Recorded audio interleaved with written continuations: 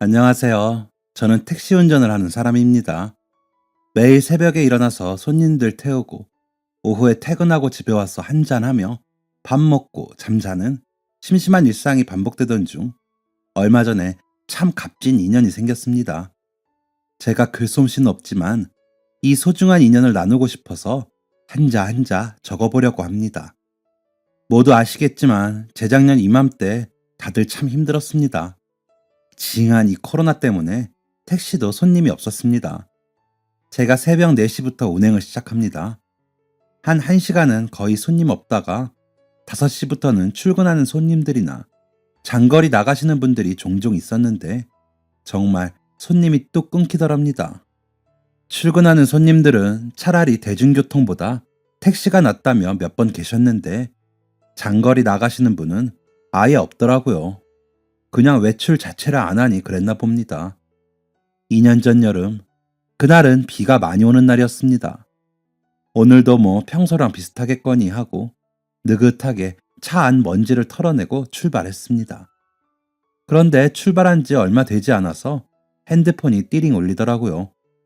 어쩐 일로 장거리가 잡혔습니다. 서울에서 경기도까지 빠져나가는 콜이었습니다.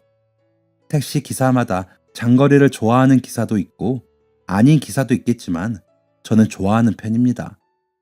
정처 없이 복잡한 도로를 돌고 도는 것보다 목적지를 향해 쌩쌩 달리는 게 속이 편하더라고요. 콜 수락을 하고 손님을 태우러 찍힌 주소로 갔습니다. 부자 동네더라고요. 제가 지금까지 택시 일을 한 10년 했는데 지금까지도 그 동네에서 손님을 모셔다 준 적은 있어도 태운 적은 한 번도 없었습니다. 보통 그런 곳에 사는 사람들은 차도 몇 대씩 있고 전용 기사가 있거나 대리를 부르거나 하는 것 같더라고요. 언덕에 있는 으리으리한 주택들을 지나며 추적추적 내리는 비 사이로 목적지를 찾고 있는데 저 멀리서 누가 손을 흔들더라고요. 저기구나 싶어서 얼른 가서 차를 세웠습니다. 손을 흔들던 앞치마를 두른 40대 정도의 여자가 제 쪽으로 달려왔습니다. 택시 부르셨죠? 네, 맞아요. 빨리 좀 들어와 봐요. 왜 이렇게 늦으셨대? 여자가 툴툴거리면서 대뜸 들어오라고 하더라고요. 그렇게 말해버리고 집으로 휙 들어가는 탓에 얼떨떨했지만 일단 따라 들어가 봤습니다. 제 평생 그런 집은 상상도 안 해봤고 꿈도 못 꿨습니다. 와, 정말 대궐이 따로 없더라고요. 크기도 엄청 큰데 천장도 무진장 높고 그냥 문이랑 창문인데도 삐까뻔쩍 하더라고요. 집에 가구가 아무것도 없어서 더 넓어 보였던 것 같습니다. 사람 사는 집이 맞나 싶을 정도로 가구가 없더라고요.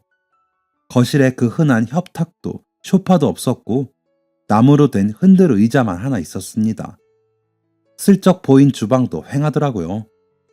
일단 그 여자가 안내하는 방으로 따라갔습니다.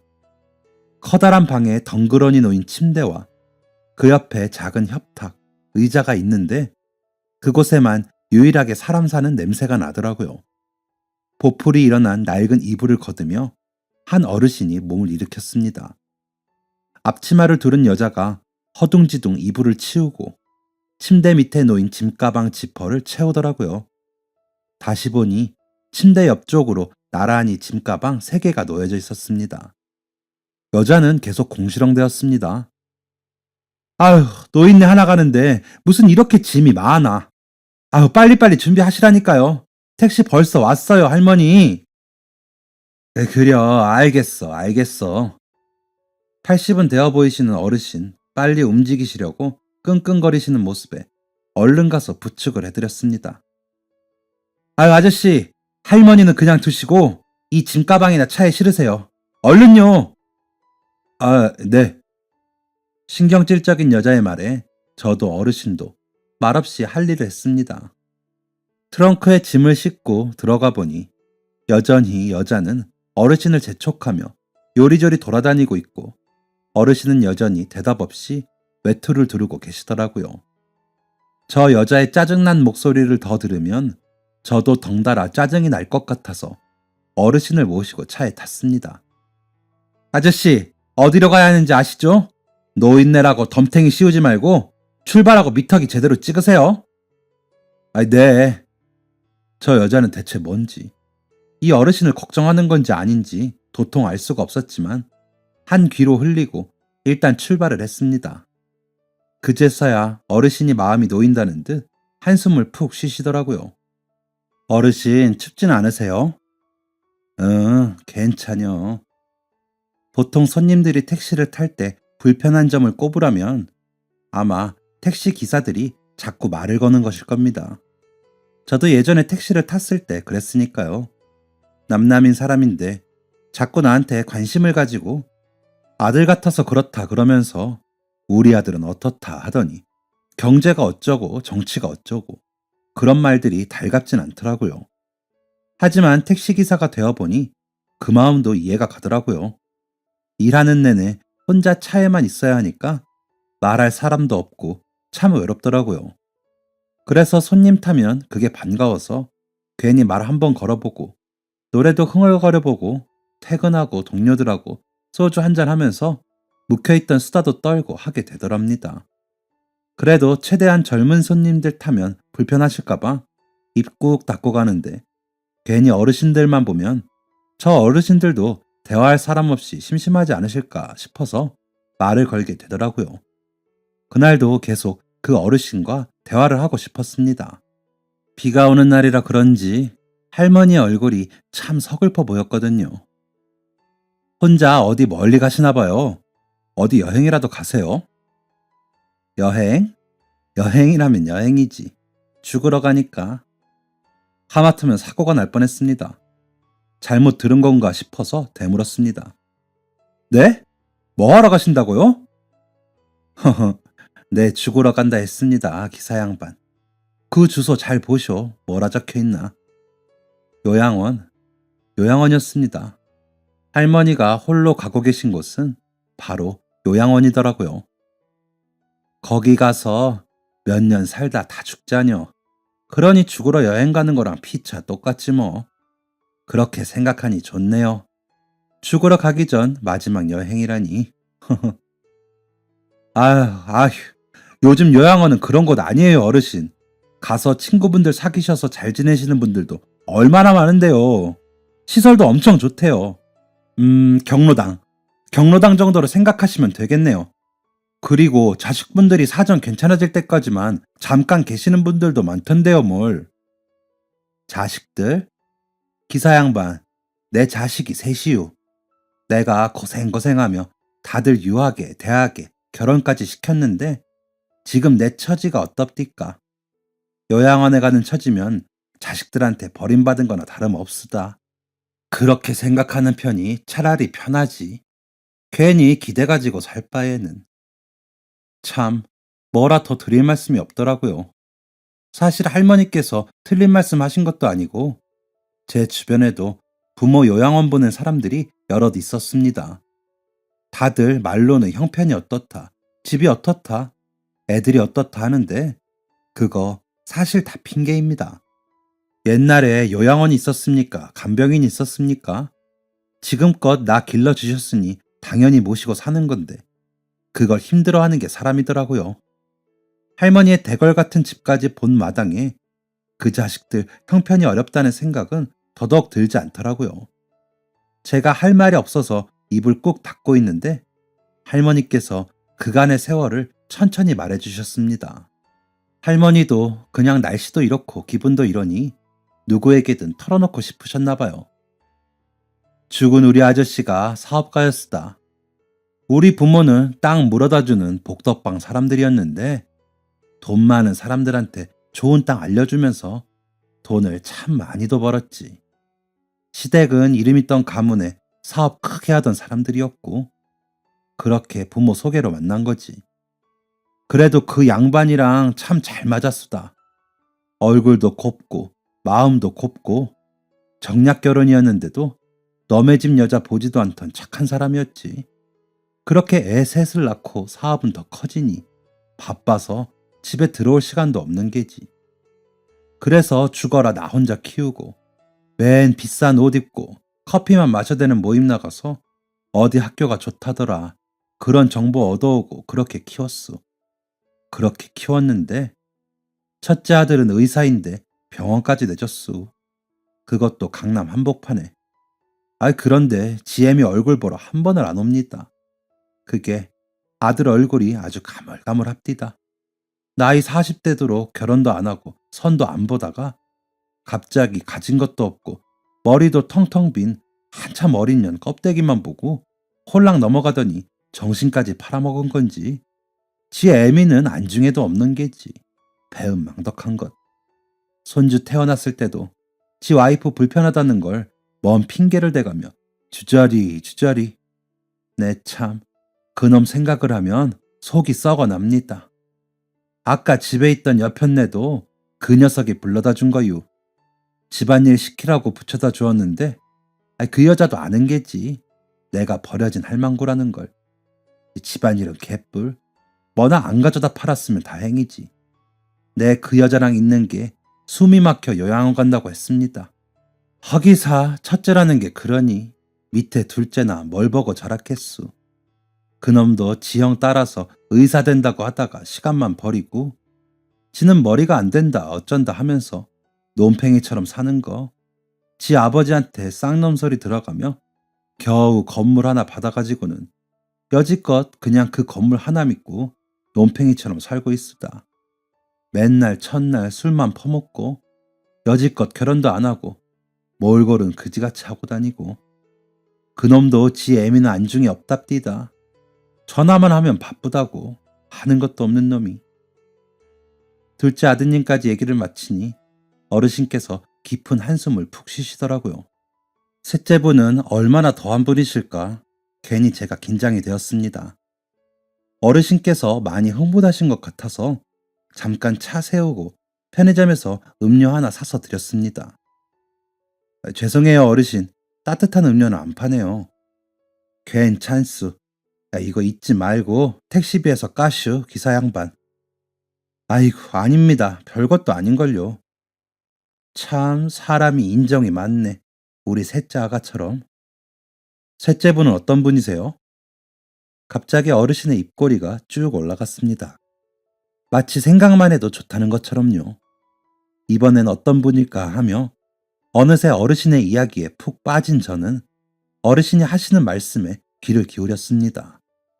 어르신은 아까보다 좀 더 높아진 목소리로 말씀하셨습니다. 우리 셋째? 우리 셋째는 딸이여. 아주 고와 나 닮아서.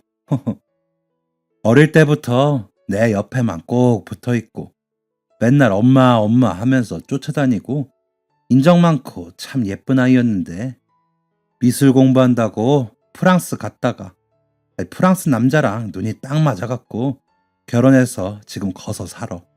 지금도 잘해. 전화도 오고 두어 달에 한 번 한국도 오고. 그래도 한국에 있는 것만큼은 못하지. 내 딸인데 전화하는 것도 눈치 보이고 내가 갈 수도 없고 사는 게 그럽디다. 이렇게 어려워 사는 게. 돈 많이 벌고 자식들한테 그만큼 쓰면 되는 거라 배웠는데 그게 또 아닌가벼. 내가 잘못했나 봐. 내가. 어르신의 표정이 어두워졌습니다. 뭐라 드릴 말씀이 없더라고요. 저보다 인생을 더 많이 사신 분을 위로한다는 일은 참 어려운 것이었습니다. 저는 그냥 아니에요 어르신 이라고 대답하고 침묵을 유지했습니다.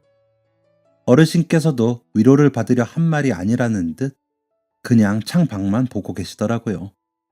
그래서 라디오를 틀어드렸습니다. 비랑 어울리는 잔잔한 노래가 퍼졌습니다. 김광석 노래였던 것 같은데 제목은 잘 모르겠네요. 그렇게 노래 한 곡이 끝나갈 때쯤 할머니께서 제게 물으셨습니다. 그 기사 양반은 어떻소? 자식들 농사는 잘 돼가슈? 저는 자식 하나 있습니다. 농사라고 할 것도 없네요. 그럼 더 애지중지 키우겠구만. 올해 몇 살인가? 이제 초등학생 되었어요. 아이를 좀 늦게 낳았거든요. 우리 첫째 자식에 비하면 늦은 것도 아니구먼 뭐. 그렇네요. 뭔 일이 있었수? 제가 아내 고생을 좀 시켰습니다. 제가 죄인이었어요. 제가 무겁게 운을 떼자 어르신께서는 말없이 저를 쳐다보고만 계셨습니다. 그리고 한 번도 제게 시선을 돌리지 않은 채 이야기를 들어주셨죠. 저는 20살 때 아버지를 여의고 어머니를 모시고 살았습니다. 제겐 동생 둘이 있었고 아직 학생들이었죠. 저와 어머니는 정말 열심히 살았습니다. 동생들 굶기지 않으려고 정말 악바리로 일했습니다. 제가 28에 결혼을 했는데 결혼하고서도 동생들 등록금 대주고 식구들 생활비까지 보내줬습니다. 그때는 장사하는 형 밑에서 일하면서 돈도 괜찮게 벌었거든요. 그런데 같이 일하는 그 형이 소송을 당했습니다. 상호 표절이다 뭐다 하면서 한동안 정말 말도 아니게 난리였습니다. 저는 식당에서도 그런 일이 있을 수 있다는 걸 처음 알았습니다. 상대가 악의성을 가지고 덤빈 건지 진짜로 억울해서 소송을 걸었는진 모르겠지만 그런 쪽에 아는 사람도 없었던 저희는 속수무책으로 당하고 말았습니다. 진작에 변호사를 알아봤지만 상대의 증거들이 충분해서 이기기 힘들 거라 하더라고요. 저는 동업자도 아니었고 그냥 직원일 뿐이었는데 얼떨결에 그 형한테 끌려갔습니다. 혼자 독박 쓰자니 보상해야 할 금액이 크니까 저까지 끌어들인 거죠.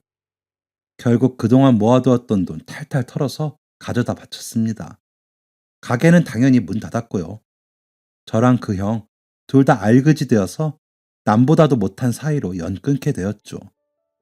당장 먹고 살 돈이 없어 한동안 대리도 뛰었습니다. 그러다가 처형이 편의점 하나 차릴 건데 일거리 없으면 교대로 일해보는 거 어떻겠냐고 아내에게 제안하더라고요. 처형이 살던 곳은 서울이었습니다. 저희는 제가 일하던 가게 때문에 경기도에 살았었고요. 그래서 고민이 되더라고요. 왕복 1시간 반 넘는 곳을 아내 혼자 보낼 건지. 그래서 이참에 서울로 가자 하고 이사를 했습니다. 그런데 이때 문제가 생겼습니다. 어머니의 건강이 갑자기 안 좋아지셨습니다. 이때 둘째는 경기도에 있는 집에서 서울에 있는 회사까지 왔다 갔다 하며 다니고 있었고, 셋째는 지방대학교 기숙사에서 살고 있었습니다. 혼자 계신 어머니께서 계단을 잘못 디디셔서 다리 골절에 뇌진탕까지 오신 겁니다. 그때만 생각하면 정말 아찔합니다. 이사한 지 얼마 안 되어서 옷장 정리하고 있는데 갑자기 병원에서 전화가 와서 한 걸음에 뛰어갔습니다. 옆집 아주머니께서 발견 못하셨으면 큰일 났을 거라고 하셨습니다. 더불어 뇌 손상이 많이 와서 앞으로 잘 지켜봐야 할 거라고 의사가 말하더군요. 1층 로비에서 계속 한숨만 쉬고 있었습니다. 지금 제 앞가림도 못하고 있는데 어떻게 어머니를 모실 거며 내가 잘 모실 수 있을지, 아내에게는 어떻게 말해야 할지 여러 가지가 막막했습니다. 그때 저를 어떻게 찾은 건지 아내가 제 등을 토닥였습니다.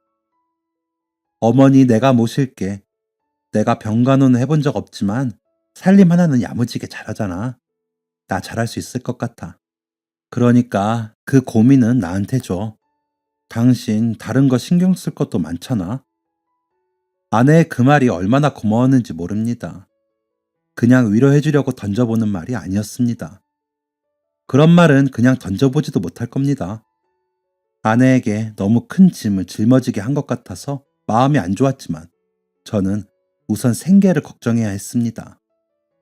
아내를 대신해서 처형의 편의점에는 제가 나갔습니다. 저희가 안 한다면 알바를 구했을 테지만 당장 일자리도 없는 터라 야간 일을 맡겨달라고 했습니다.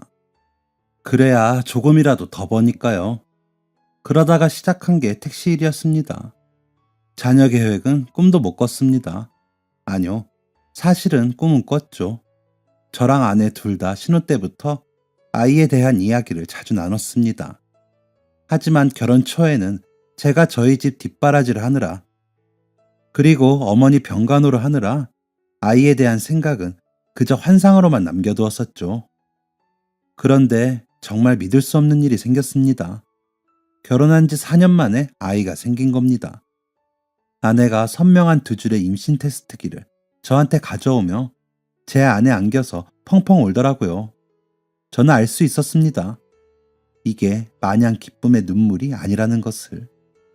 아내와 병원에 가서 아기의 심장 소리까지 듣고 오니까 갑자기 뭐든지 할 수 있을 것 같더라고요.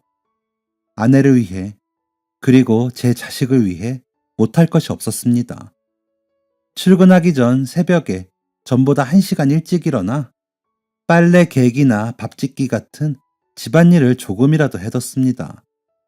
처형은 임신 초기엔 무조건 안정을 해야 한다며 아내를 대신해서 저희 어머니 간호를 해드렸습니다. 그때 어머니의 상태는 점점 안 좋아지고 있었습니다. 참 온화한 분이셨는데 생전 안 하시던 욕을 하시기도 하셨고 가끔 물건을 집어던지는 등 폭력적인 모습도 보이셨습니다. 그래서였을까요? 저희에게 찾아온 그 선물 같은 아이는 2달을 넘기지 못하고 떠났습니다. 일하고 있는데 산부인과에서 전화가 왔습니다. 유현지 씨 남편 맞냐고요. 아내가 정신 못 차리고 울고만 있어서 와봐야 할 것 같다고 하더라고요. 아내는 거의 실신 직전으로 울고 있었습니다. 의사 선생님께서는 염색체 문제의 계류 유산이라고 하셨지만 아내는 계속 제가 너무 많이 움직여서 그런 걸까요? 제가 너무 오래 서 있어서 그랬을까요? 제가 끼니를 잘 못 챙겨 먹어서 그랬나요? 이렇게 묻더라고요. 너무 미안했습니다. 그동안 이런 상황을 혼자 견디게 한 것 같아서요. 다음 날 아내는 수술을 했습니다. 아내는 울지도 않았습니다. 상실감이 커 보였습니다. 저는 일주일 정도 일을 쉬면서 아내와 어머니를 돌보았습니다. 일해서 바쁘다는 핑계로 어머니를 잘 돌보지 못했는데 어머니의 상태는 훨씬 더 나빠져 있었습니다. 다리 골절로 거동이 불편하시니까 화장실 볼일 보는 것도 도와드려야 하고 씻겨드려야 하고, 근데 이마저도 제대로 협조를 안 해주시니 건강한 남자인 제가 감당하기에도 벅차더라고요. 아내는 어떻게 견딘 걸까? 마음이 안 좋았습니다. 그때 처형이 그런 말을 했습니다. 연지처럼 시엄마 모시는 며느리 흔치 않아요. 게다가 정신도 온전치 않은 분 모시는 건 자식도 힘들어요. 병수발 앞에는 효자도 없다는 말 알죠?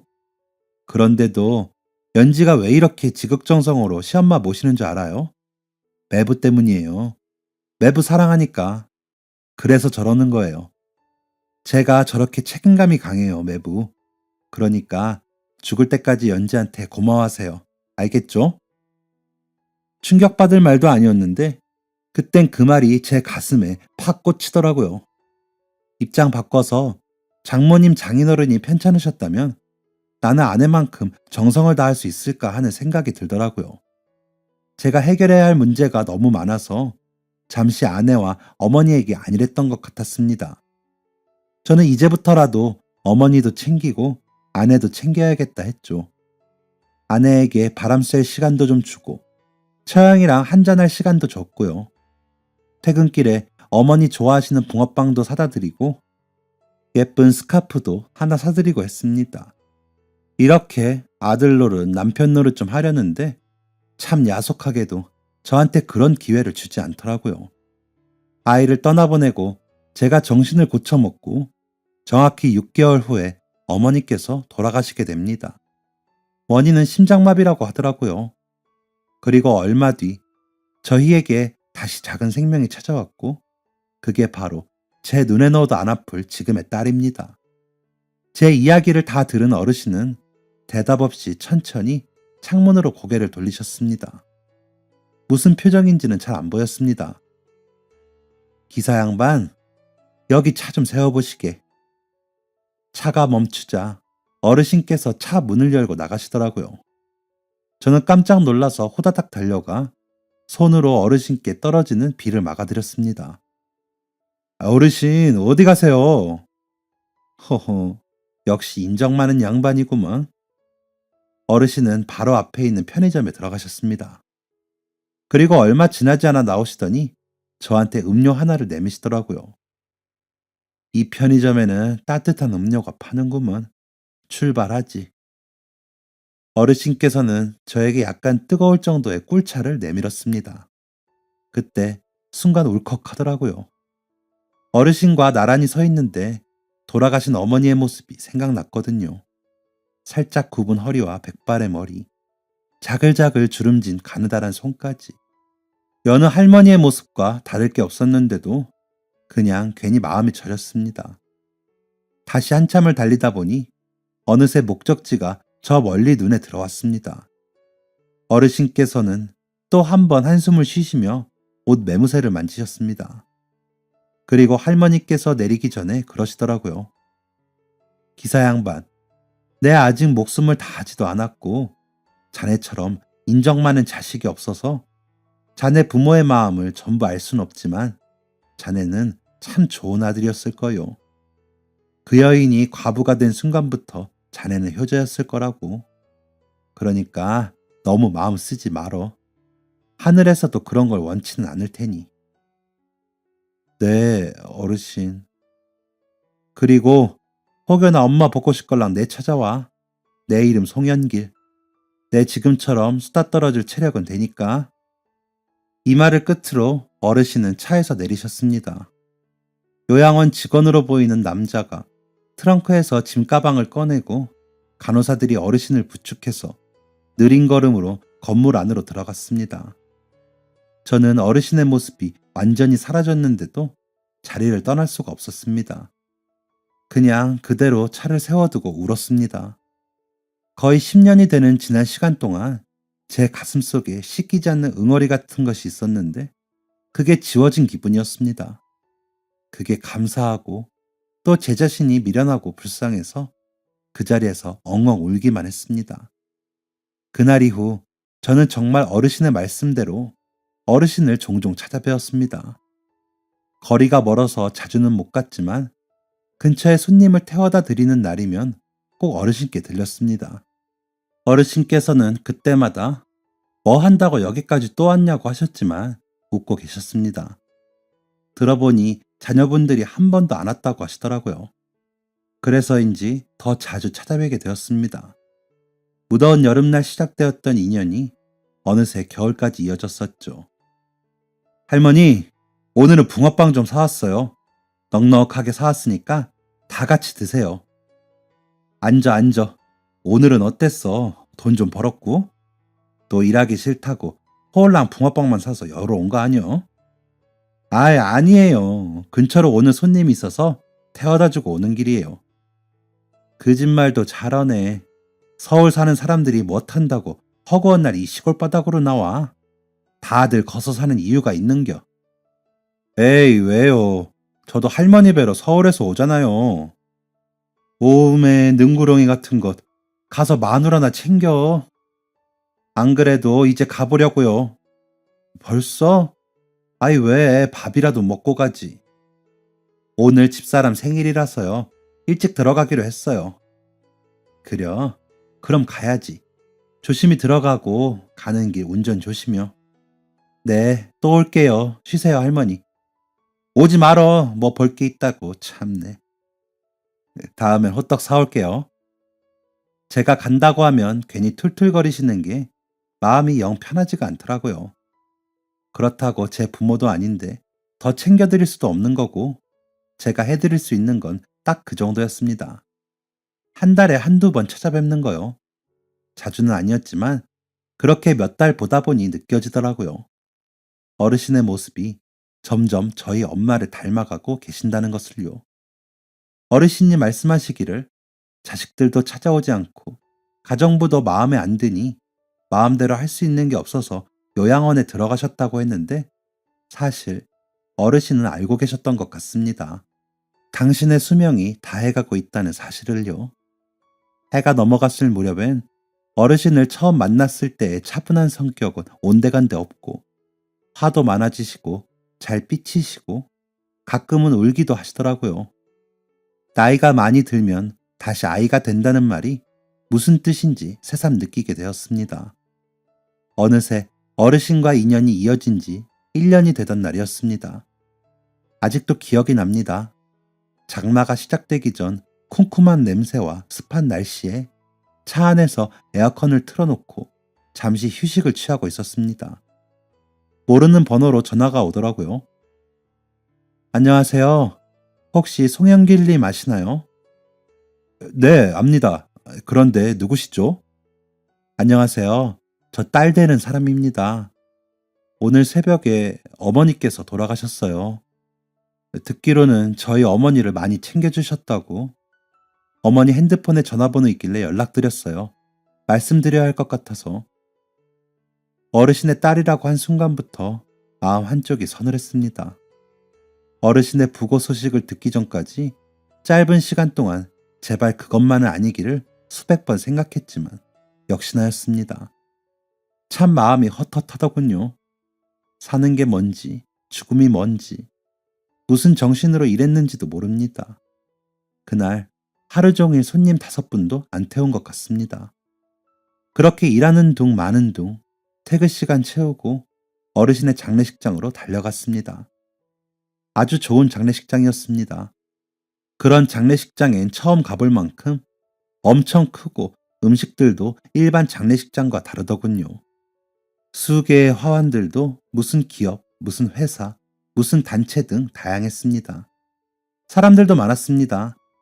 그 넓은 장례식장을 거의 가득 채울 만큼 가득 차 있었죠. 그런데도 왠지 사진 속 어르신은 외로워 보이더라고요. 어르신께 인사를 드리러 들어갔습니다. 어르신을 지키고 있는 건 오직 셋째 따님뿐이었습니다. 첫째, 둘째 아드님은 보이지도 않더라고요. 식사하고 가시라는 따님분의 권유에 어색하게 자리에 앉았습니다. 가만 보니 상주 차림의 두 남자가 보이더라고요. 각각 다른 자리에서 지인들로 보이는 사람들과 술을 먹고 있었는데 첫째 아드님으로 보이는 분은 걸쭉하게 취해 있었습니다. 제 부모님을 잃은 것도 아닌데 괜히 마음이 허전하고 씁쓸하더라고요. 그렇게 밥을 대충 입에 우겨넣고 있는데 따님분이 저를 불렀습니다. 시끄러운 장례식장을 나와 건물 밖으로 따님을 따라 나섰습니다. 저 감사합니다. 네? 뭐가요? 저희 엄마 챙겨주신 거요. 아닙니다. 그냥 말동무 몇 번 해드린 건데요, 뭐. 그 말동무 자식인 저희도 안 했어요. 그럼 감사한 거죠. 저 일주일 전에 한국에 왔어요. 그동안 아들 학교 생활 때문에 바쁘다는 이유로 어머니 요양원 들어가신다는 것도 모른 척하고 살았어요. 그래도 이건 아닌데. 얼른 엄마 보러 가야 할 것 같은데. 이런 생각만 맨날 했죠. 바쁜 일 좀 마무리되고 들어온다는 게 미뤄지다가 일주일 전에 온 건데. 제가 알던 엄마의 모습이 아니더라고요. 너무 야위고 성격도 많이 달라지시고 무서웠어요. 엄마의 끝을 지켜보는 게. 그런데 저희 엄마가 선생님 얘기만 나오면 아이처럼 웃으시더라고요.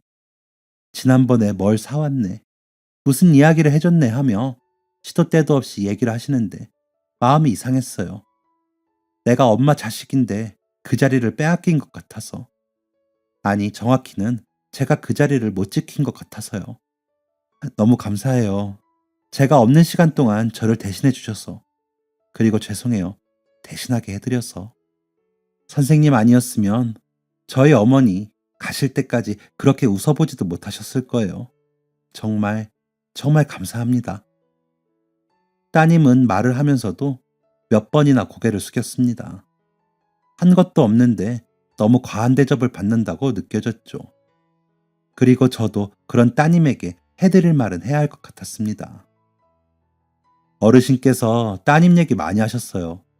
아드님들 얘기하실 땐 항상 날이 서 있는 듯 하셨는데 따님 얘기만 나오면 입꼬리가 내려오지 않으셨어요. 인정 많고 예쁘다며 매번 칭찬만 하셨어요. 어르신이 따님 얘기하는 그 순간엔 소녀처럼 웃으셨어요. 그러니까 저한테 감사하실 거 없어요. 어르신은 따님에 대한 추억들로 행복하셨을 테니까요. 저희 엄마가요? 따님은 치마폭에 얼굴을 묻고 흑흑거리며 우셨습니다.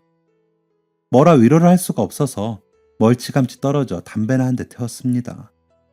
한참 기다리다가 다시 그 옆에 가서 가만히 서 있었습니다.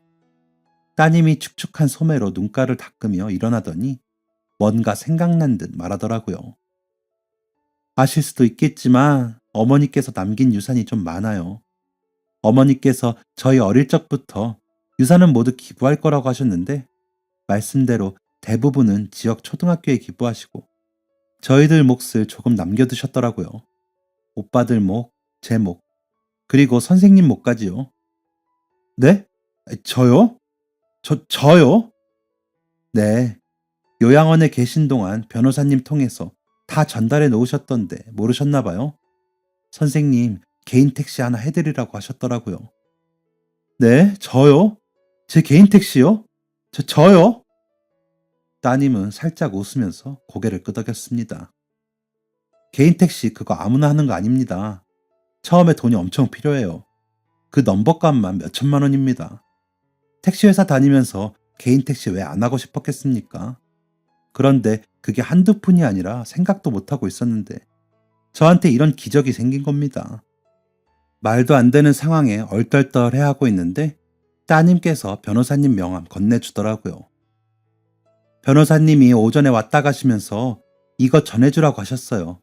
조만간 연락드리겠다고 하셨으니까 천천히 알아보고 계셔요. 그럼 이만. 그동안 감사했습니다, 선생님. 따님이 간 후에도 그 자리에서 1시간은 더 있었던 것 같습니다. 혼란스러워서 담배도 몇 대 더 태웠습니다. 이걸 받아도 되나 말아야 하나 하는데 변호사님께서 알아서 이미 다 알아보셨더라고요. 서울 개인 택시 넘버값 시세도 다 찾아서 말해주시고 교육 이수하는 방법까지 알려주시더라고요. 내내 하면서 시키는 대로 하다 보니까 어느새 개인 택시 운전하고 있었습니다. 참 살다 보니 이런 일도 있습니다. 이게 무슨 복인지 무슨 인연인지 모르겠습니다. 아내는 그간 열심히 살아서 행운이 온 거라고 하더라고요. 저한테 이런 큰 선물 주신 어르신께 실망시켜드리지 않도록 열심히 일하고 있습니다. 오늘도 서울 방방곡곡 누리며 손님들을 편안하게 모실 수 있도록 노력하고 있습니다. 감사하다는 말도 전하기 전에 떠나버리신 어르신께 늦게나마 감사한 마음을 전하며 모든 택시기사분들을 응원합니다.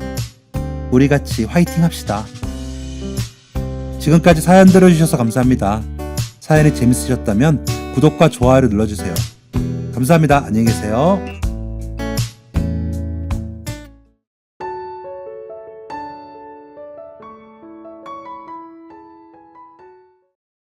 안녕하세요.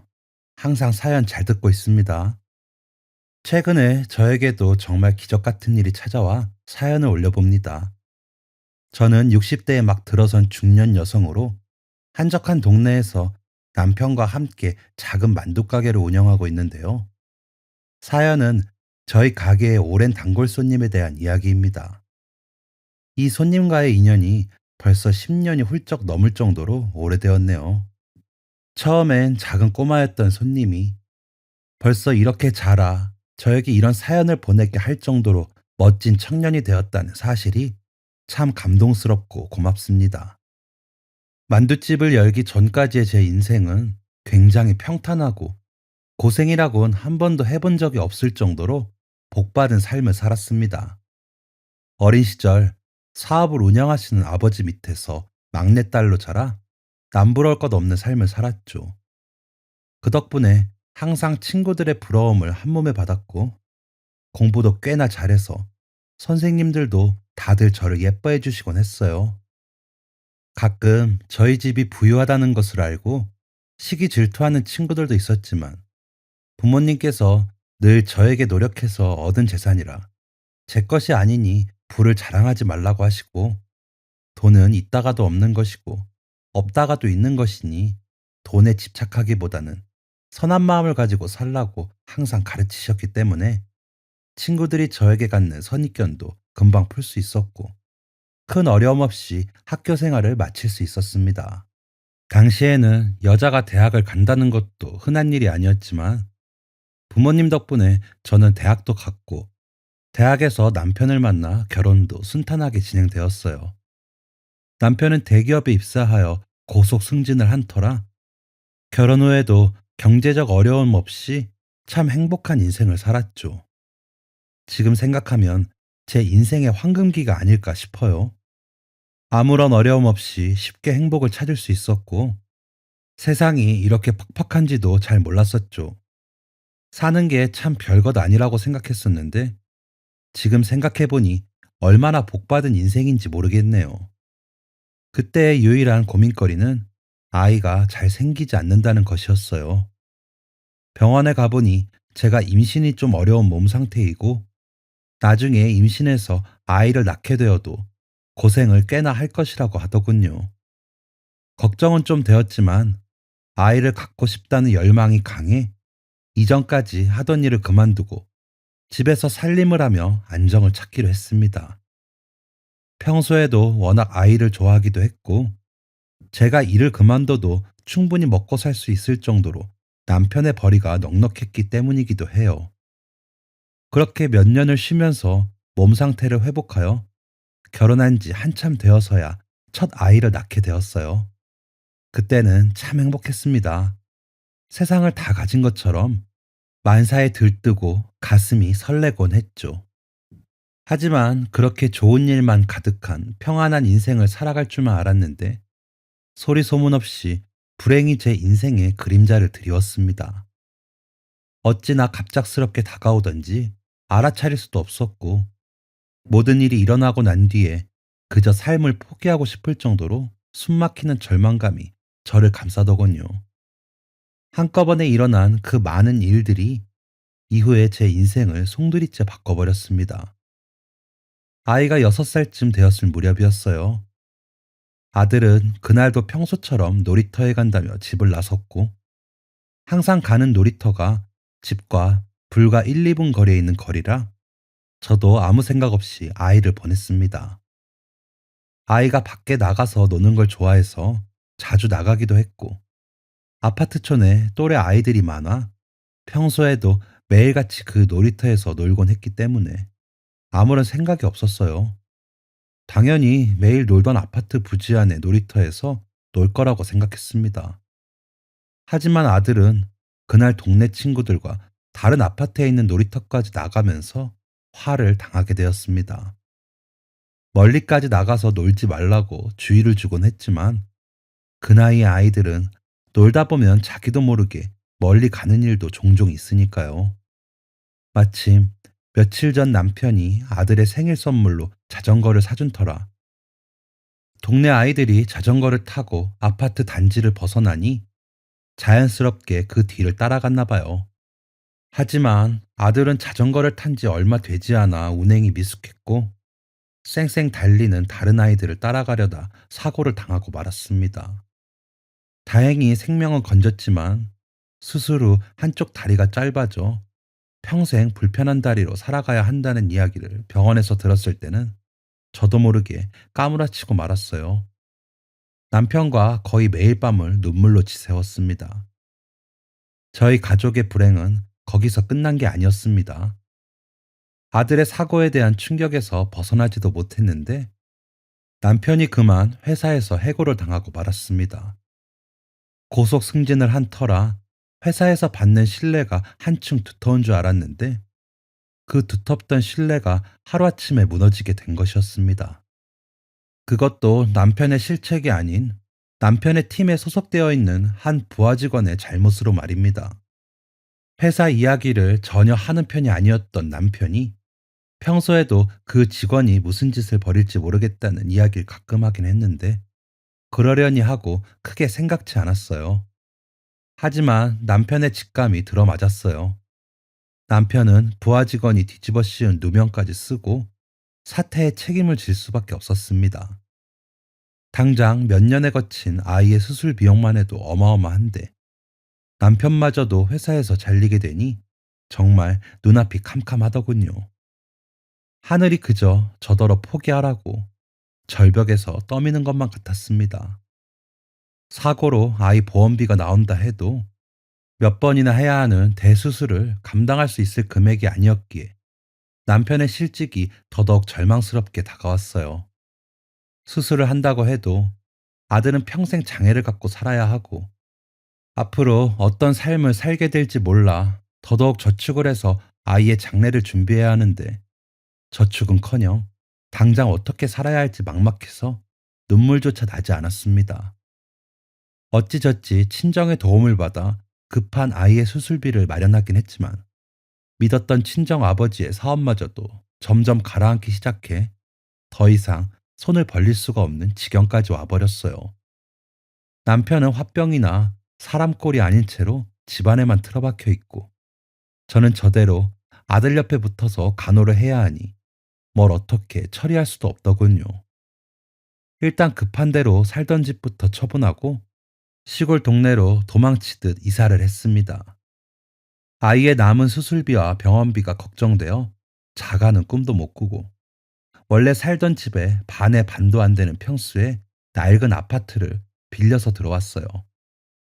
처음 그 집에서 밤을 보낸 날, 순식간에 줄어버린 몇 안 되는 살림살이에 낡은 집 상태를 보자 숨이 콱 막히더군요.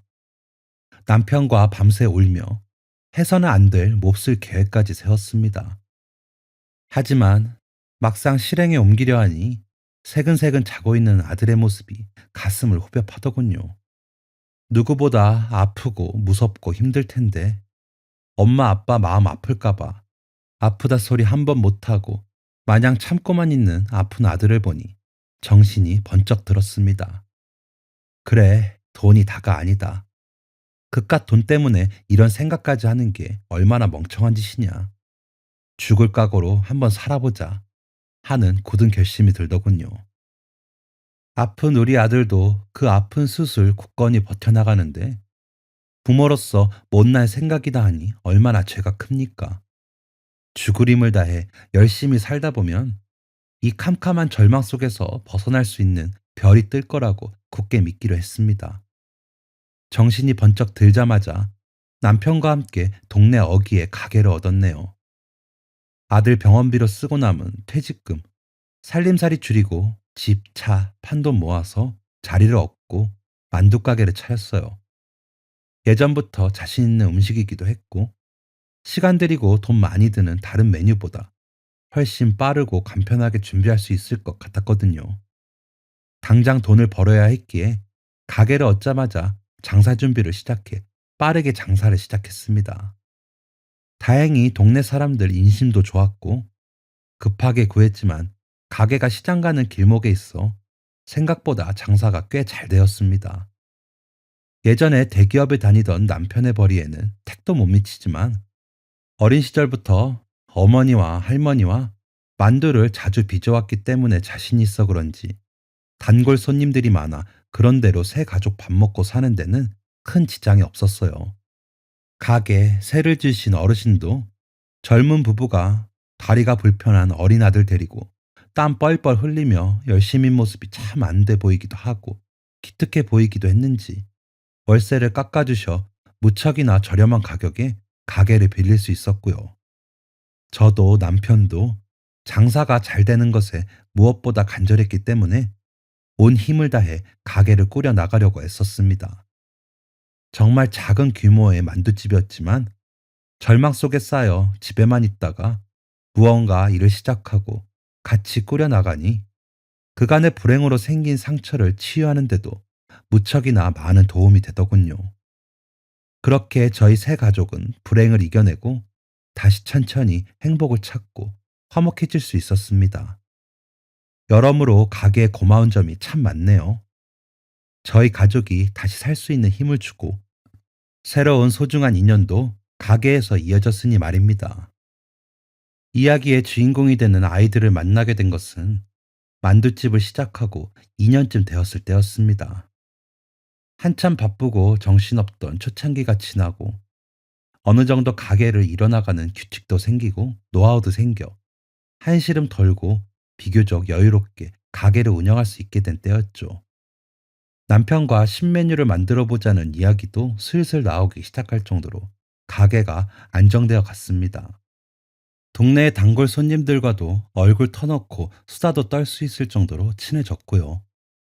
동네가 조그만 동네라 웬만하면 그 골목을 왔다 갔다 하는 사람들은 거의 다 안면을 틀 정도였어요. 그런데 어느 날부터 그전까지 본 적이 없는 조그만 여자아이 하나가 저희 가게 앞을 기웃거리더라고요. 정확히는 솥에서 김을 뿜으며 한참 찌고 있는 만두를 바라보는 것 같았습니다. 행색을 보아하니 아이 입은 옷하며 들고 있는 가방도 한참 낡았고 양말에도 구멍이 뻥뻥 뚫려 있더군요. 남루한 행색을 보아하니 만두가 먹고 싶어 그러는구나 하는 생각이 들었어요. 하지만 아이가 부끄러운지 처음 며칠 동안은 가게 앞 횡단보도에서 힐끔힐끔 솥을 바라보다가 가게 안에 저나 남편과 눈이 마주치면 황급히 도망가더군요. 도망가는 아이에게 다가가서 다짜고짜 만두가 먹고 싶냐고 물어보면 상처가 될 것 같아 그저 아이가 안쓰럽다는 생각을 하며 보고도 못 본 척 해주곤 했어요. 그런데 아이가 점점 만두가 먹고 싶다는 열망이 커졌는지 가게 앞 만두솥을 쳐다보는 시간도 점점 늘어나더니 어느 날부턴가는 아예 솥 앞에 서서 한없이 솥에서 피어오르는 김을 바라보고 있더라고요. 아이가 드디어 다가와 줬구나 하는 생각에 남편이 얼른 나가서 솥에서 만두를 몇 개 꺼내 아이에게 내밀었죠. 이리 가까이 와라. 배가 고프니? 그럼 이거 몇 개 먹어도 된단다. 남편이 그 말을 하자 여자아이가 굉장히 머뭇머뭇하면서 만두와 남편 얼굴을 번갈아 보더라고요. 그러면서 기어 들어가는 목소리로 말했습니다. 먹으면 오빠한테 혼나요. 처음엔 너무 작은 목소리로 말하는 터라 남편이 무슨 말인지 못 알아듣고 몇 번 되물었어요. 아이는 점점 울먹울먹 하더니 목소리가 커져서 이렇게 말하더군요. 먹고 싶은데 먹으면 오빠가 거지냐고 혼내요. 무서워요. 그 말을 듣자 남편이 마음이 너무 쓰라렸다고 하더군요. 저희 가족도 한순간 바닥으로 내려앉았던 적 있잖아요. 돈이 없는 게 죄가 아닌데 그렇게 작은 아이가 배 고르면서 그런 이야기를 하는 게 참 잔인한 세상이라는 생각이 들었다고 합니다. 그래서 남편은 아이가 더 안심하고 먹을 수 있게 계속 괜찮다고 아저씨가 그냥 주고 싶어서 주는 거라고 아이를 달래고 있었습니다. 그런데 여자아이가 안심하고 만두에 손을 뻗으려고 하는 찰나 횡단보도에서 아이 오빠로 보이는 10살쯤 되어 보이는 조금 큰 남자아이가 얼굴이 시뻘개져서 달려오더군요. 그리고 여동생의 팔을 잡아 끌었습니다. 너 또 이런 데서 이러고 있어? 오빠가 이런 짓 하지 말라고 했지. 얼마나 얘기해야 알아듣는 거야? 여자아이는 오빠가 버럭 소리를 지르자마자 참아왔던 눈물을 터뜨리더라고요. 저희 남편이 당황해서 어쩔 줄 몰라 하고 저도 남자아이가 오해하는 것 같아 얼른 가게 밖으로 나갔습니다. 아이고, 동생이 며칠 전부터 너무 먹고 싶어 하길래 우리가 주고 싶어서 주는 거야. 너무 뭐라 하지 말고. 너는 밥 먹었니? 안 먹었으면 동생이랑 같이 들어와서 먹고 가, 응? 제가 이렇게 나가면서 남자아이의 마음을 풀어보려고 했는데 이미 남자아이는 자존심이 상할 대로 상한 듯해 보이더라고요. 하지만 무척이나 화난 표정과는 다르게 화를 내지 않고 예의 바르게 이렇게 말했습니다. 아줌마, 아저씨, 마음은 감사한데요. 이런 식으로 받으면 동생이 먹고 싶은 게 있으면 계속 가게에 가서 음식을 받아 먹을까봐 그게 걱정이 되어서 그래요. 돈도 안 내고 남들이 주는 걸 공짜로 받아 먹으면 거지나 다름없잖아요. 저희는 거지 아니거든요. 앞으로는 동생이 가게 앞에 오더라도 음식은 주지 마세요. 죄송합니다. 행색은 남루했지만 초롱초롱 맑은 눈으로 어찌나 똑부러지고 야무지게 말하는지 저희 부부는 아무 말도 할 수가 없었습니다. 남자아이도 또래에 비해 체형이 작고 많이 마른 편에 낡은 옷과 구멍난 신발을 신고 있었어요. 남매가 둘 다 남루한 행색으로 다니는데 가정 환경이 어려운 건 말하지 않아도 알겠더군요.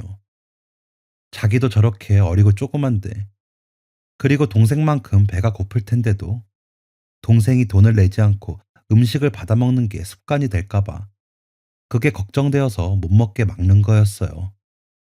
아이가 너무나 어른스러워서 기특하기도 하지만 무척이나 안쓰럽고 슬프더군요.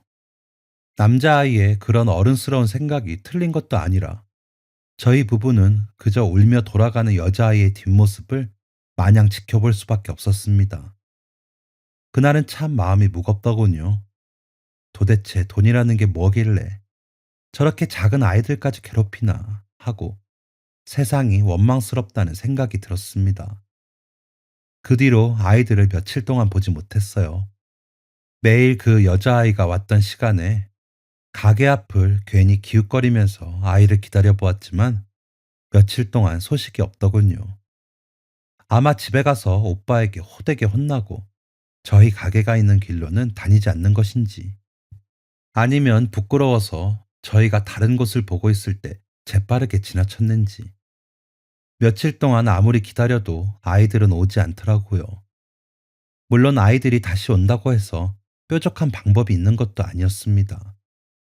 하지만 부모된 마음으로, 그리고 한때 가난에 허우적거려 삶을 포기하려고도 했던 사람으로서 힘들게 살고 있는 아이들에게 따뜻한 밥 한 끼라도 해줄 수 있다면 참 마음이 이리 무겁진 않을 텐데 하는 마음이 들더라고요.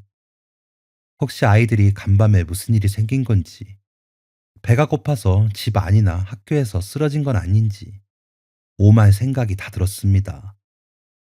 다리를 다쳐 유치원에 가지 못해 항상 가게 안에서 놀곤 했던 저희 아들도 여자아이가 구슬피 오는 게 마음에 걸렸는지, 엄마, 그 누나는 요즘 왜 안 와? 하고 묻더군요. 뭐라고 해줄 수 있는 말이 없어 참 마음이 아팠네요.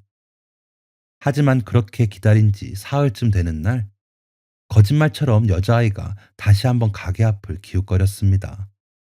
그렇게 오빠에게 혼이 나도 먹고 싶은 걸 참을 수 없었나 봐요. 아무리 그래도 어린아이니까요. 아이가 가게 안에 있는 저희 부부와 눈이 마주치고 남편이 활짝 웃으며 가게 안에서 살짝 식혀놓은 만두를 꺼내 가려고 했어요.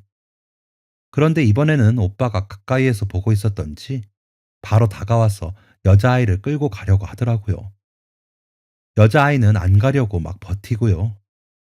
남편과 저는 어찌해야 할지 만두 그릇을 들고 어쩌질 못하고 있었습니다. 그런데 바로 그때 저에게 머리를 탁 치고 지나가는 아이디어 하나가 생각났어요. 저는 얼른 남편이 들고 있는 만두 그릇에서 만두를 빼내고 김치만두, 고기만두, 갈비만두, 이렇게 종류별로 만두를 접시에 올려 밖으로 나갔습니다. 그리고 한참 실랑이를 벌이고 있는 아이들에게 이렇게 말했어요. 애들아 안녕. 오랜만에 왔네. 혹시 아줌마 좀 도와줄 수 있을까? 실은 우리 가게에서 곧 새로운 만두를 만들려고 하는데 아이들이 어떤 만두를 좋아하는지를 잘 모르겠어서 먹어보고 뭐가 제일 맛있는지 말해줄 수 있을까? 제가 예상치 못한 말을 해서 그런지 남자아이가 이게 공짜로 주는 건가? 아니면 정말 테스트하려고 그러는 건가 싶어서 망설이더군요. 하지만 아직 자존심이 허락하지 않는지 여동생이 제가 건넨 만두를 먹으려고 손을 뻗자 단호하게 안 된다며 여자아이를 가로막았습니다. 그러자 여자아이가 서러운지 울음을 터뜨렸어요. 헤, 배고파 오빠. 먹으면 안 돼? 그래, 아줌마도 너희들이 먹어주고 얘기해줬으면 좋겠어. 지나가는 다른 사람들도 다 하나씩 먹는 건데 한 번만 먹어주면 안 될까? 제가 그렇게 말하고 동생도 옆에서 울음을 터뜨리니 남자아이가 침을 꼴깍 삼키며 여자아이 눈치를 보더라고요. 여자아이가 배가 고프다고 울 정도니 자기도 당연히 배가 고프고 먹고 싶겠죠. 만두를 하나 집어서 여자아이 입에 넣어주니 남자아이가 못 이기는 척 자신도 만두 하나를 받아 먹었습니다. 맛있게 잘 먹는 모습을 보니 무척이나 기쁘더군요. 아이들 마음이 상하지 않게 하나씩 더 건네주면서 은근슬쩍 말했습니다. 어때? 맛있니? 어떤 것 같아? 우와, 너무 맛있어요, 아줌마. 그러니 혹시 잘 모르겠으면 가게 안에 못 파는 만두가 많은데 와서 더 먹어볼래? 아무래도 하나 먹어서는 잘 모르겠지 않겠니? 들어와서 더 먹고 무슨 만두가 제일 맛있었는지 말해줄 수 있을까? 그러자 아이들이 우물쭈물하면서 가게 안으로 들어오더군요. 영문도 모르고 긴장한 채 가게 밖을 지켜보고 있던 남편에게 주방에 들어가 자초지종을 말하니 남편이 환하게 웃으며 주방에 식혀둔 만두 몇 개를 일부러 터트려서 아이들에게 내갔습니다. 그렇게 아이들에게 따뜻한 만두 한 끼를 먹이고 친해지게 되었어요. 마음이 좀 풀린 것 같은 남자아이에게 부담스러워하지 말고 배고프면 언제든지 오라고 말했습니다. 아줌마는 만두를 너무 많이 먹어 이제 그만 먹고 싶은데 터진 만두는 팔 수도 없고 너무 아까워서 맛있게 먹어주는 사람들에게 공짜로 주고 있다고. 손님들이 먹어주지 않으면 아줌마가 먹어야 하는데 이제 만두는 너무 많이 먹어서 꿈에서도 싫다고 너스레도 떨었어요. 가게 안에서 책을 읽고 있던 우리 아들도 제 마음을 아는지 옆에서 맞장구를 치더라고요. 맞아, 맞아. 나도 이제 간식으로 만두 그만 먹고 싶어. 놀러 와서 같이 놀자. 그 말이 진짜인지 아니면 아들이 상황을 파악해서 하는 말인지 모르겠지만 아들이 참 고맙더군요. 아이들은 만두를 먹으면서 아들과도 어느 정도 친해졌고 아무래도 어른이 와서 자주 놀러 오라고 하는 것보다 또래 아이가 놀러 오라고 하는 말에 마음이 더 편해졌는지 고맙게도 그 뒤로 만두 가게에 자주 오게 되었습니다. 그날부터 저희 부부는 아이들이 오는 시간에 맞춰 만두 몇 개를 일부러 터트려 놓곤 했어요. 매일 만두만 주면 그 나이에 맞는 영양소를 골고루 잘 섭취하지 못할까봐 아들 저녁 먹일 때 같이 밥도 먹이고요. 저로서도 한참 뛰어놀 나이에 다리가 불편해 친구도 사귀지 못하고 매일 가게 안에서 책을 읽는 아들이 안쓰러웠는데 아이들이 놀러와 아들과 친구가 되어주니 무척이나 고마웠습니다. 매일 부부가 같이 아이들 학교 시간을 기다리며 참 행복했네요. 이전에 부유하게 잘 살 때도 삶이 가끔 지루하고 텅 빈 것 같다는 느낌이 들었는데 그보다 훨씬 못하게 살았는데도 마음이 참 든든하고 행복했습니다. 나중에 이야기를 들어보니 아이들 부모님도 교통사고로 갑자기 돌아가시고 할아버지가 폐지를 줍고 고물상 같은 곳에서 소일거리도 해가며 일당받아 아이들을 힘들게 키우고 계신다고 하더라고요. 할아버지가 연세도 많으시고 몸도 편찮으신데 아이들이 한참 자랄 때라 쉬지도 못하고 힘들게 일하신다며 어린 나이에도 아이들이 무척이나 마음 아파했습니다. 저 또한 아들이 교통사고로 몸이 불편하니 아이들 상황이 남일 같지 않더라고요. 되는 대로 남는 만두를 싸서 아이들 편으로 보내거나 반찬거리 조금 해서 나눠주곤 했어요. 나중에 아이들 할아버지가 찾아와 꼬깃꼬깃 접은 지폐를 주시며 감사하다 하시길래 한사코 거절하면서 저희 아들 친구들 밥 챙겨주는 거라고 이러시지 말라고 서로 돕고 사는 거 아니겠냐 얘기했더니 무척이나 고마워하시는데 그 모습이 안 돼 보이기도 하고 가슴이 찡했네요. 연세도 많으신데 아이들 키우느라 얼마나 고생이 많으시겠어요. 그런 날들이 몇 년 동안 지속되니 저희 부부도 아이들이 참 자식같이 느껴지면서 이런저런 이야기도 많이 해줬습니다. 돈 많이 버는 게 중요한 게 아니라 착한 마음을 가지고 베풀면서 살아야 진정한 행복을 가질 수 있는 거라고 이야기를 해주며 나중에 너희들도 꼭 다른 사람들에게 베풀며 살 수 있는 사람이 되라고 항상 이야기했습니다. 그리고 아이들도 정말 다행히 나이가 들면서도 한 번도 나쁜 길에 들어서거나 삐뚤어지지 않고 바르고 선한 청년들로 자랐습니다. 제가 낳은 친자식도 아닌데 아이들이 바르게 자라는 게 참 고맙고 든든하더군요. 시간이 흘러 남자아이가 고등학교에 갈 나이가 되었을 때 아이가 공장에 있는 다른 지역으로 일을 하러 떠난다고 인사를 하러 왔습니다.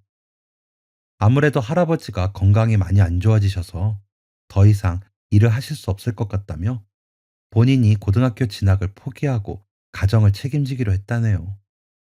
한참 철부지 같은 어린 나이에 가정을 책임져야 하는 아이가 너무나도 안쓰러웠지만 든든하고 씩씩한 모습에 이 아이는 나중에 뭘 해도 될 것 같다는 생각이 들더군요. 남자아이는 그 어린 나이에 하나뿐인 여동생은 무슨 일이 있어도 학업을 이어가게 하고 싶어 본인이 희생하겠다는 마음을 먹고 있었어요. 할아버지도 집에서 쉬실 수 있고 동생도 공부를 계속하는 게 본인의 지금 가장 큰 꿈이라고 하기에 그것도 좋지만 너의 미래를 위해서도 투자하는 시간을 가지라고 조언해 줬습니다. 나중에 인생을 돌아보면 희생만 하고 산 게 억울할 수도 있으니 나중에라도 기회가 되면 공부를 이어가고 대학도 갈 수 있으면 가라고요. 혹시 필요한 부분이 있으면 우리가 크게 도울 순 없겠지만 할 수 있는 데까지는 도와줄 수 있다고도 말했더니 아이가 아주 씩씩하게 이렇게 말하더군요. 아닙니다. 여태까지 제가 이렇게 잘할 수 있었던 것도 다 아주머니 아저씨 덕분이에요. 저는 이미 충분히 많이 받았고 아주머니 아저씨를 보고 많은 걸 배웠어요. 어릴 땐 모든 게 다 화가 나고 가난한 게 싫었는데 아주머니 만두를 먹으면서 세상이 살만하다는 생각이 들었고 저도 아주머니 아저씨처럼 사람들한테 베풀고 살고 싶다는 생각이 들었어요. 감사합니다. 이 은혜는 언젠가 꼭 갚을게요. 그 얘기를 하고 그동안 감사했다며 꾸벅 인사를 하고 가는데 남편도 저도 눈물이 쏟아지더군요. 바르게 자라줘서 저희가 고맙다고 아이 손을 잡고 마냥 울었습니다. 놔두고 가는 여동생과 할아버지는 저희가 잘 돌볼 테니 걱정하지 말고 다치지 말고 건강하기만 하라고 신신당부하며 아이를 보냈어요. 그 뒤로도 아이는 명절 때나 가끔 집에 들리게 될 때면 저희에게 와서 인사를 하고 주스 세트 같은 작은 선물들도 하나둘씩 건네주곤 하더군요. 그 모습이 무척이나 기특해 저희도 집에 계신 할아버지 반찬도 더 자주 해드리고 여동생 식사도 챙겨주곤 했어요. 어느 날부터는 여자아이가 오빠에게 용돈 받았다며 이제 만두 사 먹겠다며 공짜로 안 받겠다고 한사코 거절하는 저희 부부에게 끝까지 돈을 쥐어주고 가더군요. 그뿐만 아니라 오빠의 사랑 때문인지 여자아이가 공부를 꽤 하는 터라 저희 아들 공부를 봐주기도 하고 아들이 책 읽는 걸 좋아하는데 가끔씩 책도 사다 주고 하더라고요. 그렇게 조그맣던 아이들이 벌써 저렇게 커서 받은 사랑을 되갚아 줄 수 있는 사람이 되었다니 참 세월이 감개무량하고 감동을 많이 받았습니다. 여자아이는 고등학교를 그렇게 무사히 졸업하고 졸업과 동시에 오빠가 있는 곳으로 옮겨간다며 할아버지와 함께 동네를 영원히 떠나게 되었습니다. 남자아이가 꽤나 먼 곳에 있는 공장을 다니는 터라 아이들을 그 뒤로 잘 보진 못했어요. 한 번씩 인사하러 들르기도 했지만 매일같이 오던 아이들을 떠나보내니 작은 가게도 무척이나 허전하고 텅텅 비어 보이고 제 자식을 멀리 보낸 듯 헛헛하더라고요. 친구가 많이 없던 아들도 무척이나 쓸쓸한 것처럼 보였습니다. 하지만 섭섭하다고 아이들을 여기 계속 못 거둘 수도 없는 일이니 저희 가족은 마음속 깊은 곳에서 아이들의 행복과 건강을 빌며 지냈습니다. 언젠가 다시 한번 꼭 들러주기를 바라면서 말입니다. 그런데 얼마 전 정말 오랜만에 아이들이 가게에 들렸어요. 이제 아이들이 아니라 멋진 어른이 되어 있더군요. 너무 반가운 마음에 저희 가족 모두 아이들을 꼭 껴안고 무척이나 기뻐했습니다. 오랜만에 오는 아이들에게 뭐 먹고 싶냐고 먹고 싶은 거 다 말하라고 했더니 아이들이 수줍게 웃으면서 만두가 너무 먹고 싶다고 하더군요. 너희들 그렇게 만두를 매일 먹었으면서 아직도 만두가 먹고 싶니? 아줌마, 저희 그 만두 얘기 매일 해요. 어디 가서 먹어도 이 맛이 안 나요. 세상에서 제일 맛있어요. 오랜만에 너무 먹고 싶네요. 그래, 그럼 오늘 여기 있는 만두 너희가 다 먹어. 내가 다 쪄서 올게. 아이들 말에 뿌듯해져 가게에 있는 만두를 종류별로 내가니 아이들이 정말 빈말이 아니었던 듯 무척이나 맛있게 먹더라고요. 흐뭇하게 지켜보는데 한참 잘 먹던 아이들이 덜컥 눈물을 흘리기 시작했습니다. 너무 당황해서 저희가 왜 우냐고 그렇게 맛있냐며 우스갯소리로 분위기를 풀어보려고 했어요. 그런데 남자아이가 감정이 북받치는지 계속 눈물을 흘리다가 덥석 제 손을 잡는 거예요. 아주머니, 제가 그동안 해놓은 게 없어 아주머니 뵙는 게 좀 부끄러워서 자주 못 왔어요. 사실 이 맛이 너무 그리웠어요. 자주 뵙고 싶었는데 받기만 하는 게 너무 죄송해서. 오랜만에 먹으니까 옛날 생각도 나고 아주머니가 일부러 저희 주시려고 만두 터트리시던 거 생각하니 너무 고맙고 또 마음이 뜨거워지네요. 죄송해요. 오랜만에 뵀는데 이렇게 울기만 하고. 그 말을 들으니 저희도 눈물이 났어요. 괜히 농담을 하면서 분위기를 풀려고 하는데도 계속 눈물이 나더라고요. 우리는 이미 너희한테 많은 걸 받았다며 괜찮다고 말하는데 남자아이가 그때까지도 제 손을 놓지 않고 있다가 조심스럽게 말했습니다. 오늘 이렇게 찾아온 건 드디어 저희가 아주머니 아저씨께 보답을 조금이라도 할 수 있을 것 같아 오게 되었어요. 조금 오래 걸리긴 했지만 저와 지연이가 힘을 합쳐서 작은 회사를 세웠습니다. 회사가 조금 커져서 안정적으로 될 때까지 시간이 좀 걸려 이렇게 늦게 되었어요. 너무 늦었죠? 어머, 그게 정말이니? 지완아, 정말 잘 됐다. 어릴 때부터 너는 야무져서 뭐라도 될 것 같았어. 지연이도 공부를 얼마나 잘했니? 애들아, 너무 고맙다. 바르게 자라서 훌륭한 사람이 되었구나. 그래서 사실 조심스럽지만 저희 직원으로 민준이를 채용하고 싶은데 어떻게 생각하세요? 민준이가 아주머니 닮아서 손도 야무지고 책임감도 있잖아요. 아저씨처럼 끈기도 있고. 저희 입장에서는 민준이가 와주면 좋을 것 같아서요. 민준이가 혹시 취직을 하지 않았다면요. 만약 같이 일하면 저희가 정년까지 책임질 수 있을 것 같습니다. 아이들이 회사를 세웠다는 것도 무척이나 기특한 일인데 예상치 못한 말에 저와 남편은 눈이 휘둥그레졌습니다. 옆에 앉아있던 아들도 놀란 듯해 보였고요. 사실 저희 아들이 취업할 때가 한참 지났는데도 휠체어를 타는 몸이라 취직에서 항상 고배를 마시곤 했습니다. 성품도 무척이나 좋고 아이들 말처럼 책임감도 있고 끈기도 있고 한번 가르치면 잊어버리지 않고 곧잘 해낼 정도로 일머리가 있는 아이인데 휠체어를 타서 출퇴근하기 불편할 것 같다. 회사 생활에 지장이 있을 것 같다는 이유를 들어 번번이 떨어지는 탓에 아이 자존감도 많이 낮아져 있던 차였습니다. 저희 입장에서도 만둣집을 물려주는 것 말고 아이에게 해줄 수 있는 게 없어서 많은 걱정이 됐었고 불편한 몸으로 만두 만들고 식당 일을 어찌 할 수도 없는 노릇이라 어찌해야 할지 몰랐거든요. 아이는 장애인 복지센터 같은 곳에 등록을 해서 작은 돈을 받고 작은 일이라도 괜찮다고 생각하는데 저희는 사실 부모 입장에서 아이가 그것보다 충분히 더 좋은 일을 할 수 있는데 몸에 있는 장애 때문에 좌절하게 되니 저희 잘못이 아닌데도 무척이나 죄스럽고 마음이 미어졌습니다. 그런데 일반 회사에 채용을 해주고 아이의 정년까지 책임져 준다고 하니 하늘에서 드디어 저희 부부가 잘 살았다고 상을 주시는구나 하는 생각이 들면서 너무 고맙더군요. 아무것도 바라지 않고 그저 아이들이 배 고르는 게 안타까워서 챙겨주기 시작한 건데 아이들이 자라서 저희에게 이렇게 큰 보답을 해주다니요. 아들도 티는 내지 않았지만 그동안 마음고생이 무척이나 심했던지 남자 아이를 붙잡고 고맙다고 한참을 울었습니다. 지금은 아들이 회사에 출근한 지 3개월 정도가 흘렀어요.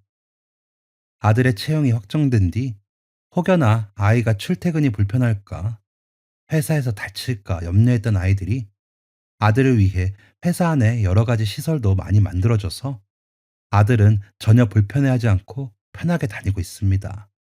컴퓨터 조립 관련 회사인데 평소에 손으로 뭘 만드는 걸 좋아하고 손재주도 있고 야무진 편인 아들이 적성에 무척이나 잘 맞는지 환한 표정으로 회사를 다니는 게 무척이나 보기 좋아요. 저희 부부도 마음의 짐을 한시름 덜어내서 무척 밝아졌습니다. 아이들은 여전히 만두를 자주 먹으러 옵니다. 이제 거의 저희 자식과 같은 아이들이라 언제 오나 기다려지며 매일 맛있는 식사를 준비해 놓아요. 할아버지는 몇 년 전 돌아가셨다 하기에 저번 명절에는 같이 산소에 가서 인사도 드리고 왔습니다. 인사를 드리면서 아이들 바르게 키워주셔서 감사하다고 고생 많으셨다는 말을 건네고 왔네요. 저는 아직도 가끔 그때 저와 남편이 정신을 못 차리고 아들과 같이 삶을 포기하려고 했던 게 얼마나 끔찍한 일인지를 생각하면 온몸이 오싹해집니다. 아들 덕분에 겨우 정신을 차리고 누구보다 바르고 선하게 살려고 노력했고 그 결과 이렇게 소중한 인연이 생겨 다시 제가 받게 되네요. 저는 과거에 부족함 없이 자랐던 시절보다 지금 이렇게 조금 모자라게 살지만 소중한 인연들과 정을 나누고 사는 지금의 삶이 훨씬 더 행복합니다. 남편도 늘 다시 태어나서 새로운 삶을 살게 된 것 같다는 이야기를 자주 합니다. 앞으로도 저는 이렇게 또 다른 사람들을 위해 베풀며 선하게 살아야겠다고 다짐했어요. 저희가 이렇게 받은 만큼 또 나눠야겠죠. 그래서 남편과는 만두집이 쉬는 날 봉사활동도 나가곤 합니다. 저희에게 새로운 삶을 살게 해준 아이들에게, 그리고 힘들었지만 씩씩하게 자라준 우리 아들에게 감사하고 앞으로도 착하고 바르게 살아가겠습니다. 제 사연을 듣는 여러분들도 혹시나 힘든 일이 있어도 나쁜 생각하지 마시고 조금만 힘을 내서 열심히 살고 베풀며 살다 보면 꼭 좋은 일이 있을 거라는 이야기를 해드리고 싶네요. 감사합니다. 지금까지 사연 들어주셔서 감사합니다. 사연이 재밌으셨다면 구독과 좋아요를 눌러주세요. 감사합니다. 안녕히 계세요.